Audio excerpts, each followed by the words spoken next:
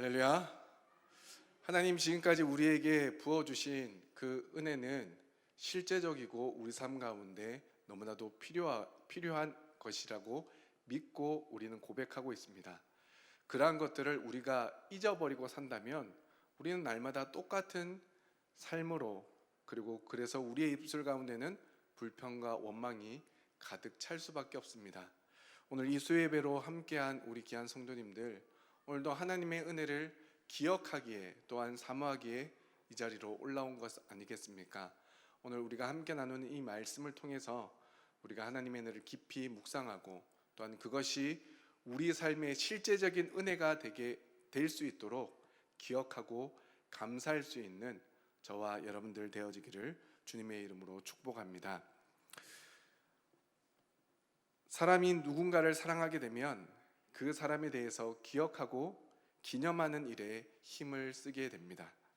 이는 마찬가지로 하나님께서도 늘 하나님의 백성들과 사랑하는 관계를 확인하고 싶어 하셨는데, 그 일례 중에 하나가 오늘 본문 말씀입니다. 그러므로 오늘 본문의 이야기는 하나님과 이스라엘 백성들과의 사랑 이야기라고 할 수가 있습니다. 여호수아에서의 시작은 하나님께서 모세의 후계자로 여호수아를 세우시는 이야기로 시작이 됩니다. 그리고 여호수아를 부르시고 해야 할 일들에 대해서 말씀하시며 한 가지 약속을 해 주셨습니다. 그것은 여호수아 1장 5절 말씀에 내가 모세와 함께 있었던 것 같이 너와 함께 있을 것임이니라 라고 약속해 주셨습니다. 동일한 이 약속이 9절 말씀에도 기록되어 있는데, 여호수아 1장 9절 말씀에 내가 어디로 가든지 내 하나님 여호와가 너와 함께 하느니라 하시니라 라고 말씀해 주고 있습니다. 즉 하나님께서 여호수아에게 약속해 주신 것은 하나님께서 여호수아와 함께 해 주시겠다라는 약속이었습니다. 하지만 모세의 뒤를 이어 이스라엘 백성들을 이끌어야 할 여호수아에게는 우리가 상상할 수 없을 만큼 큰 부담감이 주어졌을 것입니다. 출애굽기 34장 30절 말씀을 보시면 아론과 온 이스라엘 자손이 모세를 볼 때에 모세의 얼굴 피부에 광채가 남을 보고 그에게 가까이 하기를 두려워하였다라고 말씀합니다. 또 신명기 34장 8절 말씀에는 이스라엘 자손이 모압 평지에서 모세를 위하여 애곡하는 기간이 끝나도록 모세를 위하여 30일을 애곡하였다라고 말씀합니다. 이를 통해 알 수 있는 것은 이스라엘 백성들에게 모세의 존재는 단순히 지도자를 넘어 존재 자체만으로도 만족과 위로와 평안을 줄 수 있는 존재였다는 것입니다. 그러니 모세의 죽음은 한 달이라는 긴 시간 동안 슬퍼해도 모자라는 슬픔의 시간이었고, 그리고 이제 모세의 부재로 인한 두려움의 시간이었을 것입니다. 그래서 어느 학자들은 모세의 죽음으로 인해 이스라엘은 절대적 지도력의 공백과 아울러 정신적, 영적 공황 상태에 처할 위험마저 배제할 수 없었을 것이라고 이야기하기도 합니다. 또 여호수아가 점령해야 할 가나안 땅은 가나안 7족속이 살고 있었습니다. 그들은 여호수아가 이미 정탐하여 목격한 대로 장대했고 거대한 요새와 같은 성에 거주했으며 싸움에 익숙한 자들이었습니다.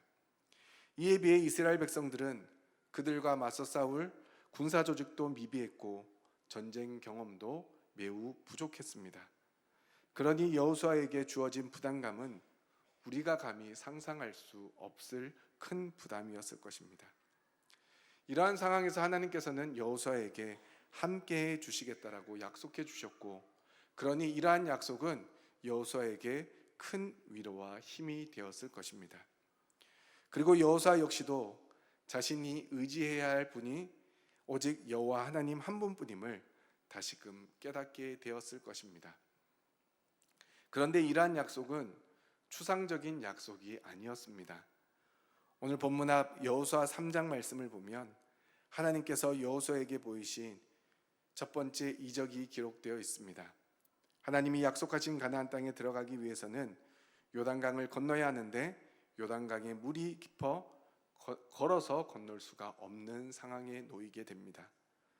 그렇다고 그 시대에 강을 건널 수 있도록 다리를 놓을 수도 없는 상황이었고, 장정만 60만 명이 넘는 사람들, 그리고 그 수많은 사람들을 그 강을 넘어갈 수 있도록 배를 만들어 타고 건널 수도 없는 상황이었습니다.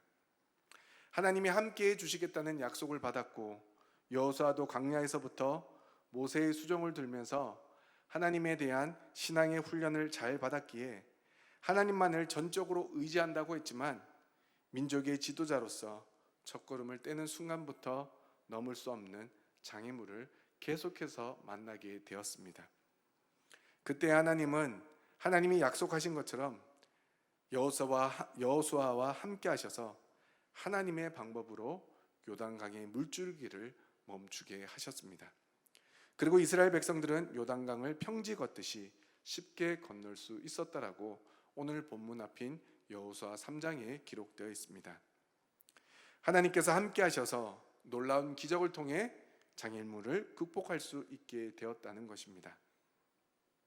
여러분, 앞서도 말씀드렸듯이 하나님의 은혜는 추상적인 것이 절대 아닙니다. 우리의 인생에서 우리가 겪을 수 있는 실제적인 약속임을 우리는 반드시 기억해야 합니다. 하나님의 말씀이 실제적인 경험이 아니라 추상적인 믿음이 된다면 우리의 인생은 언제나 두려움 속에 살 수밖에 없습니다. 여호수아처럼 하나님을 인격적으로 만나고 경험하는 체험이 있을 때 강하고 담대할 수 있을 뿐 아니라 우리의 신앙도 흔들리지 않고 끝까지 우리의 사명을 잘 감당할 수가 있는 것입니다. 그러므로 이 자리에 있는 우리 모든 성도님들께서도 여호수아가 경험했던 실제적인 하나님의 은혜와 역사를 날마다 경험하며 살아갈 수 있기를 간절히 소망합니다. 그래서 어떠한 상황 속에서도 흔들리지 말며 하나님만을 의지하고 강하고 담대한 삶을 살아내는 믿음의 주인공들이 되시길 또한 축복합니다. 이러한 실제적인 은혜 속에서 하나님은 오늘 말씀을 통해 뜻밖의 명령을 내리고 있습니다. 오늘 본문 1절 말씀을 보시면 그 모든 백성이 요단을 건너기를 마침에 여호와께서 여호수아에게 말씀하여 이르시되라고 기록하고 있습니다. 이스라엘 백성들은 홍해 때와 같이 요단강을 마른 땅으로 건너기를 마쳤습니다. 이제 남은 것이라고는 요단강 한가운데 하나님의 궤를 메고 있는 제사장들 뿐이었습니다. 그러니 이제 그들만 요단강을 건너면 모든 것이 끝나는 상황에 놓여 있었습니다. 그런데 그때 하나님께서는 각 지파에서 한 명씩을 뽑아서 제사장들이 서 있는 강 한가운데로 보내 돌 12개를 메고 나와서 길갈로 가져오게 하셨습니다. 이에 여호수아는 이스라엘 백성들에게 하나님의 명령을 전했고 또한 이스라엘 백성들은 그대로 순종하였습니다. 그렇다면 하나님께서는 이러한 명령을 내리신 이유가 무엇이겠습니까? 그것은 하나님의 은혜를 영원히 기념하기 위함이었습니다. 우리 오늘 본문 6절과 7절 말씀을 다시 한번 읽어보도록 하겠습니다. 본문 6절과 7절 말씀을 읽겠습니다. 시작.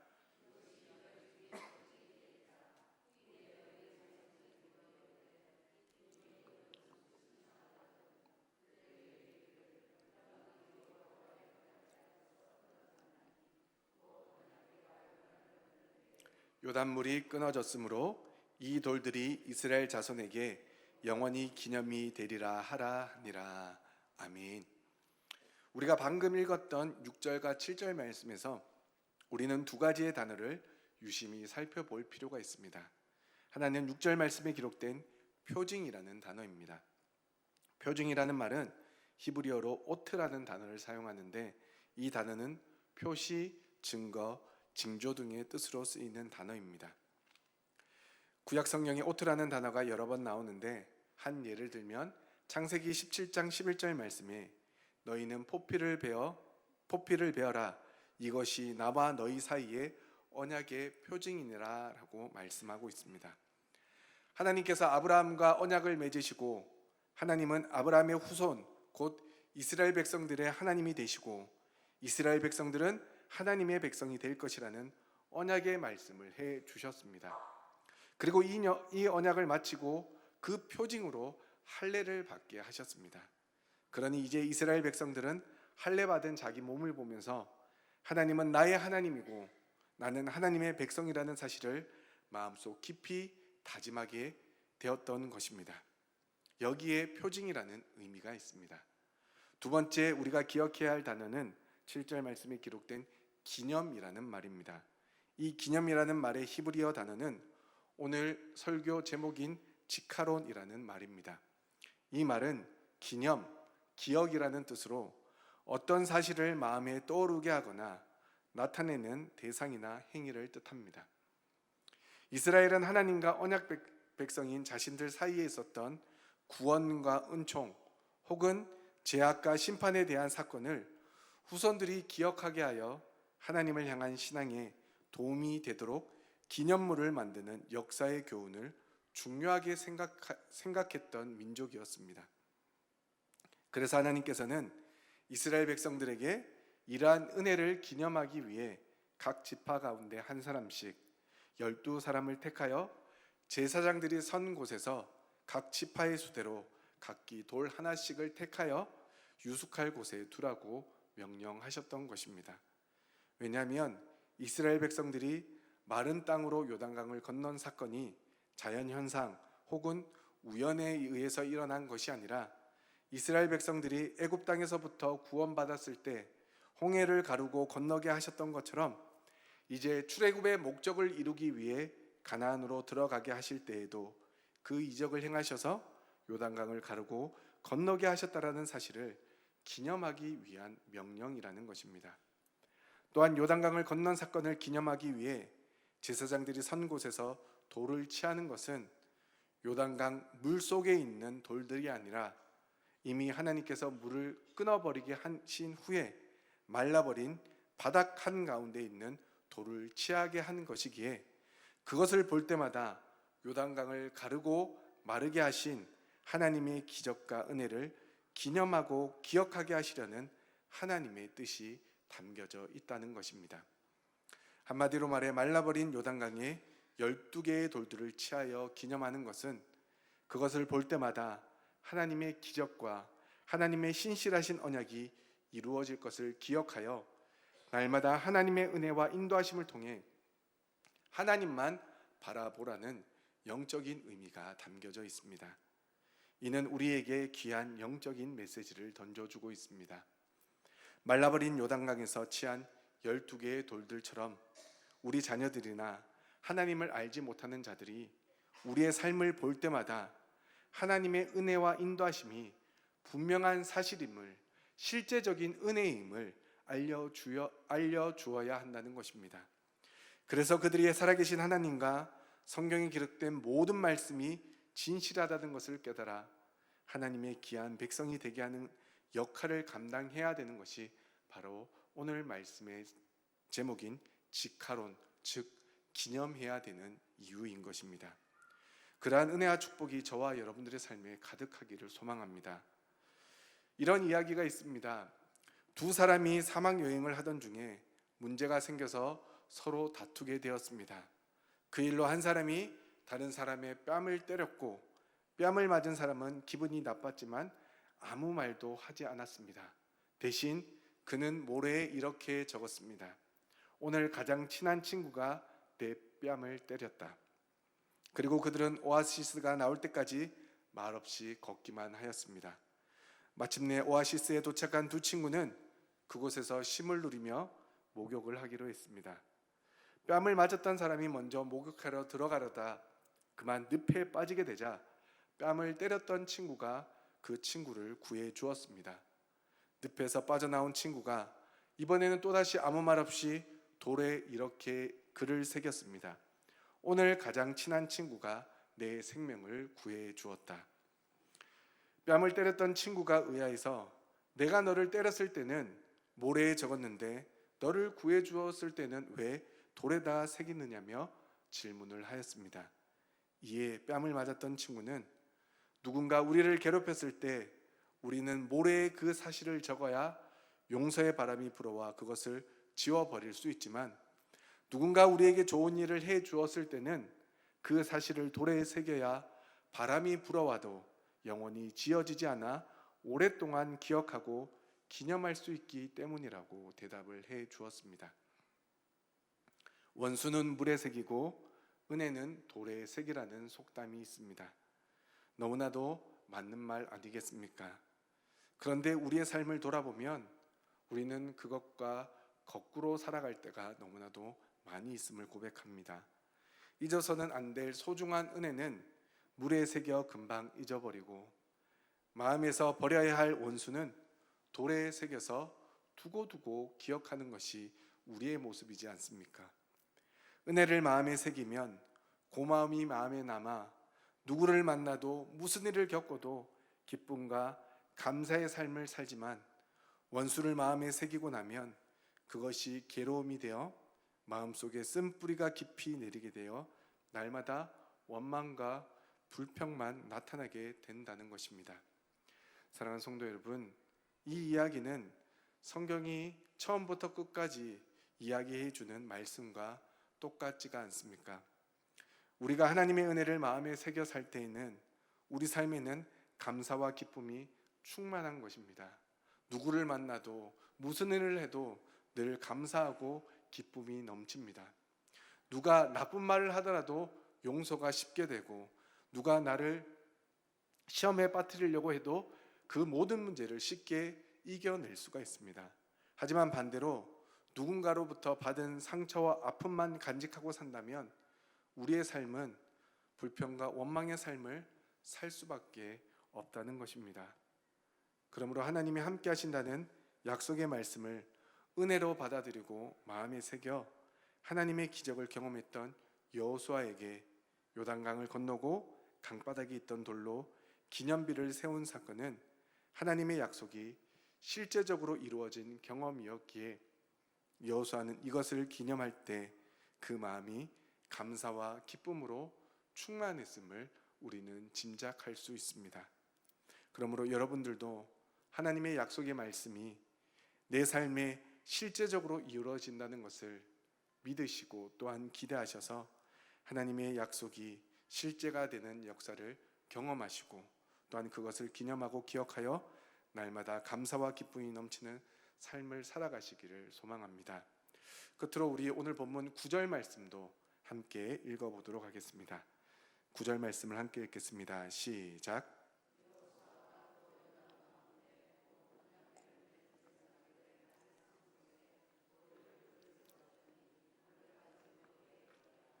아멘.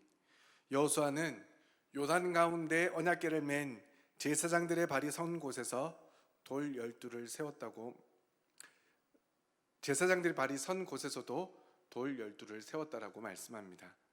앞서 이스라엘 백성들이 유숙할 길갈에 돌 12를 세운 것은 하나님의 명령에 의한 것이었지만 9절 말씀에 기록된 요단강 한가운데 돌을 세우게 한 것은 여호수아의 개인적인 생각에 의해서 이루어진 일입니다.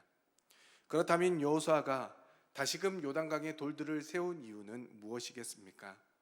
이것은 앞서 말씀드린 것처럼 하나님이 이스라엘을 위하여 행하신 그 역사적인 사실이 강물이나 세월에 휩쓸려가 쉽게 잊혀져서는 안 된다는 것을 의미하기 위해서 돌 12를 요단 강가에 세웠던 것입니다. 동시에 이것은 이스라엘 자손이 요단강을 건넌과 동시에 강 저편의 자, 즉 애국과 광야에서의 옛사람을 강물에 완전히 장사 지내었다는 것을 의미하는 뜻이기도 합니다. 그리고 이것은 오늘날 우리에게도 그리스도를 믿기 이전 육체의 소욕에 따라 행했던 옛사람을 완전히 장사 지내고 하나님을 향한 새 생명으로 거듭 태어나야 한다는 것을 상징해 주는 말씀입니다. 우리도 하나님의 은혜로 구원 얻었다라고 말을 하지만 우리의 모습을 돌아보면 믿기 전과 후의 생활이 변하지 않거나 세속적인 생각과 말이 신앙생활 깊숙이 파고 들어와 계속해서 우리의 삶에 영향을 미치고 있지 않습니까? 이는 그리스도로 말미암아 우리가 십자가에 못 박힌 사실을 계속해서 잊고 살기 때문입니다. 그러므로 우리는 우리에게 주어질 하나님의 은혜만을 생각하며 살아서는 안 됩니다. 우리도 그 십자가에 못 박혔음을 기억하여 예수 그리스도를 믿기 전에 그 옛사람은 모두 버리고 오직 심령이 새롭게 되어 하나님을 따라 의와 진리와 거룩함으로 지으심을 받은 새 사람을 입으며 살아가야 될 줄 믿습니다. 하지만 그러한 삶은 우리의 많은 것들을, 많은 욕심들을 내려놓게 하는 이유가 됩니다. 예수 그리스도와 함께 십자가에 못 박게 된다면 우리의 명예를 내려놓아야 합니다. 누가 우리를 욕하면 우리의 즉각적인 반응은 어떻습니까? 똑같이 욕을 하거나 그 사람과 다투어 싸우지 않습니까? 때론 우리의 소유를, 우리의 물질을 누군가에 의해서 손해를 본다면 또 우리의 모습은 어떻습니까? 그 사람에게 더 많은 것을 보상해 달라고, 심지어는 도둑과 같은 심보로 남의 것을 그저 아무런 수고 없이 취하려 하는 모습이 우리 가운데 있지 않습니까? 그러면서도 우리는 주님 앞에 올라와 하나님의 은혜를 구한다며 기도하고 있습니다. 하나님의 은혜면 모든 것이 다 될 것처럼 이야기하고 믿고 있습니다. 하지만 사도 바울은 분명히 우리에게 말씀해 주고 있습니다. 우리도 예수 그리스도와 함께 못 박힌 자라고, 그로 인하여 우리가 참된 그리스도인이 될 수 있다라고 우리에게 분명히 가르쳐 주었습니다. 그러니 우리에게 주어진 은혜를 잊지 않고 기억하여 기념한다라는 말은 예수 그리스도와 함께 십자가에 못 박혀 이제는 내가 사는 것이 아니라 내 안에 그리스도께서 나를 대신하여 살아가는 것, 그것이 여호수아가 길갈에 세웠던 12돌을 기념하는 그 기념비의 의미이고, 그리고 요단강 한가운데 12돌을 세웠던 의미이기도 합니다. 사랑하는 성도 여러분, 백범 김구 선생님은 내 소원이 무엇이냐고 하나님께서 물으신다면 나는 서슴지 않고 내 소원은 오직 대한 독립이요라고 대답할 것이다. 그 다음 소원이 무엇이냐고 또 물으신다면 나는 또 우리나라의 독립이다라고 할 것이요, 또 그 다음 소원이 무엇이냐고 세 번째 물으셔도 나는 더욱 소리 높여 내 소원은 우리나라 대한의 완전한 자주 독립이요라고 대답할 것이라고 말한 바 있습니다. 매연 윤봉길 의사는 고향에 계신 부모, 형제, 동포여, 더 살고 싶은 것이 인정입니다. 그러나 죽음을 택해야 할 오직 한 번의 가장 좋은 기회를 포착하였습니다. 100년을 살기보다 조국의 영광을 지키는 이 기회를 택하겠습니다. 안녕히들 계십시오라며 마지막 인사를 하였습니다. 또 도산 안청호 선생님은 진실은 반드시 따르는 자가 있고 정의는 반드시 이루는 날이 있다라고 이야기를 했고, 도마 안중근 의사는 내가 죽은 뒤에 나의 뼈를 하얼빈 공원 옆에 묻어두었다가 나라를 되찾거든 고국으로 옮겨다오. 나는 천국에 가서도 마땅히 우리나라의 독립을 위해 힘쓸 것이다. 대한독립의 소리가 천국에 들려오면 나는 마땅히 춤추며 만세를 부를 것이다 라고 이야기하였습니다. 끝으로 유관순 열사는 내 손톱이 빠져나가고 내 귀와 코가 잘리고 손과 다리가 부러져도 그 고통은 이길 수 있으나 나라를 잃어버린 고통만은 견딜 수가 없다라고 이야기하였습니다.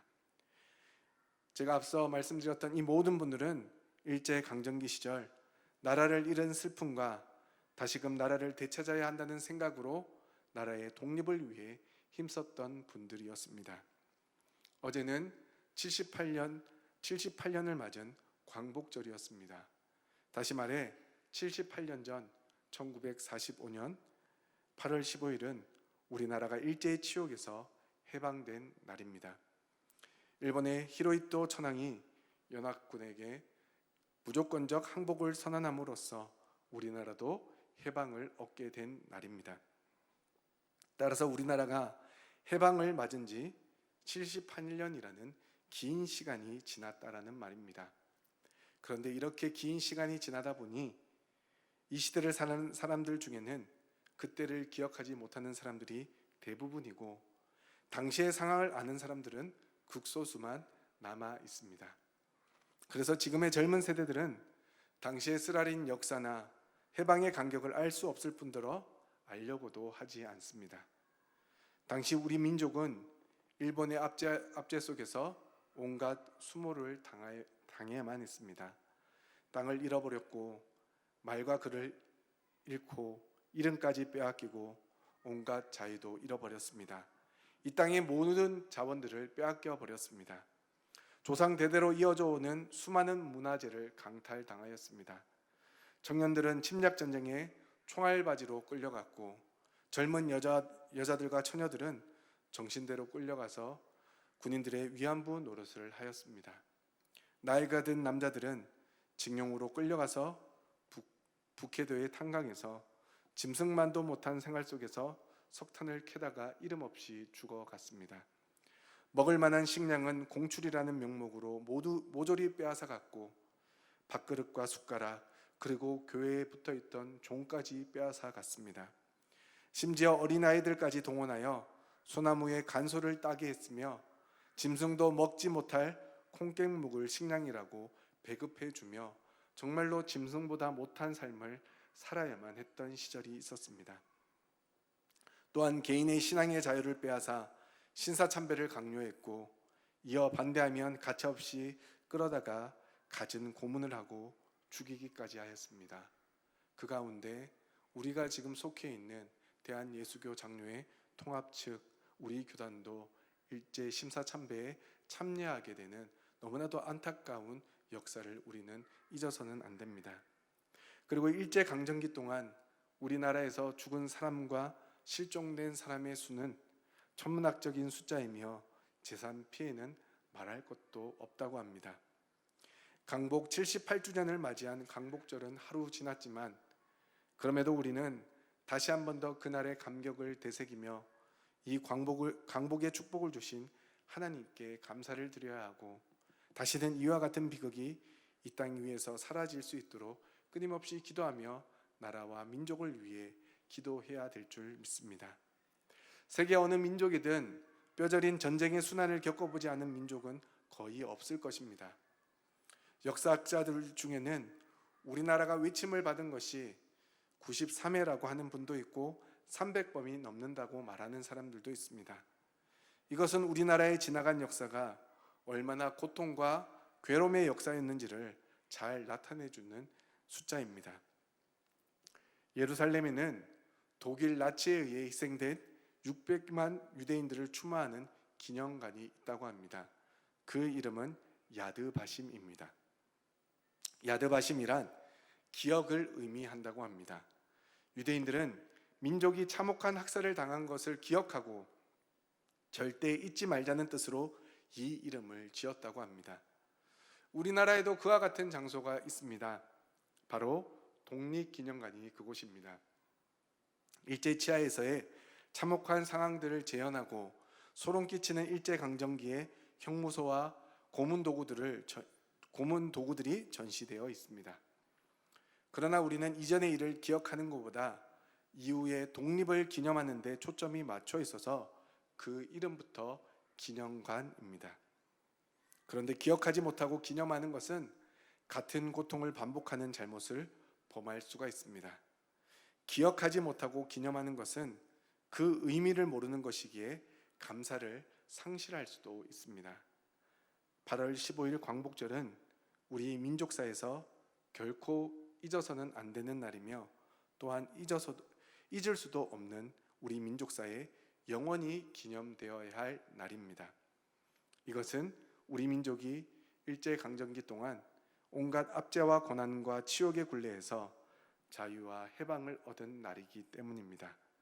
그리고 이 놀라운 기적은 바로 역사를 주관하시는 하나님이 이 민족의 울부짖음을 들으시고 긍휼을 베풀어 주시긴 날이기 때문입니다. 사랑하는 성도 여러분, 여호수아는 하나님께서 함께해 주시겠다는 그 약속을 실제로 경험했던 사람이었습니다. 그리고 그 은혜의 표징으로 돌들을 세워 기념하게 하였습니다. 그리고 이스라엘 백성들과 이후 후손들까지 그것을 볼 때마다 하나님의 은혜를 기억하며 하나님께 감사의 고백을 올리기를 바랬습니다. 그리고 실제로 이스라엘 백성들은 그것을 보면서 계속해서 하나님의 은혜를 기억하고 기념했을 것입니다. 그것을 기억하고 기념하기 위해서는 어떤 일들이 있어야 되겠습니까? 그것을 볼 때마다 하나님께서 이스라엘 백성들을 가나안 땅에 들이시기 위해 요단강을 멈추시고 이스라엘 백성들을 마른 땅으로 요단을 건너게 하셨다는 것을 가르치는 일이 먼저 선행되어야 합니다. 그리고 그 일을 이루신 하나님께 영광을 돌리는 일들도 뒤따라 행해졌을 것입니다. 그러니 그러한 은혜는 여호수아와 당시 요단강을 건넜던 이스라엘 백성들에게만 실제적인 은혜가 아니라 그것을 보고 듣고 가르침을 받은 그 모든 자들에게도 동일하게 실제적인 은혜가 되었던 것입니다. 그렇기에 그것을 기념했고 그것을 가르쳤던 것입니다. 다시 한번 말씀드리지만 하나님의 은혜는 결코 잊어서는 안 되는 것입니다. 단순히 나만 잊어서는 안 되는 것이 아니라 우리 모두가 함께 잊어서는 안 되는 것입니다. 늘 기억하고 회상하면서 하루하루 감사와 감격 속에 살아야 하는 것이 저와 여러분들의 삶이어야 한다는 것입니다. 그러므로 오늘 우리의 삶에 하나님께서 나타내실 놀라운 기적과도 같은 은혜와 사랑을 마음에 새기며 살아가시기를 바랍니다.